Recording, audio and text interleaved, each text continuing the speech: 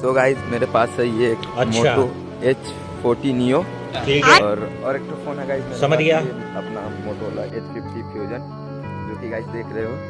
और अभी ना गाइस हम लोग इसमें ना एक कंपैरिजन वीडियो बना रहे हैं गाइस। वैसे तो देख सकते हो दोनों फ़ोन में कितना मेजर डिफरेंस आ रहा है गाइस। और इधर सब्जेक्ट को भी देख लो गाइस कैसे फोकस कर रहा है।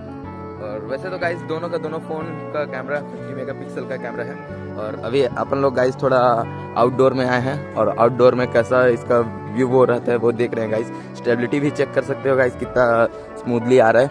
और ये जो H40 नियो है ना गाइस ये अपना गुडनिधि का है और ये मोटो H50 फ्यूजन मेरा है गाइस। आपने जो वीडियो देखा वो था अल्ट्रा वाइड का। वैसे तो अल्ट्रा वाइड में ना गाइस ना मोटो नियो ही बेस्ट है। वैसे तो गाइस इसका भी कैमरा बेटर है, दोनों 50 मेगापिक्सल है।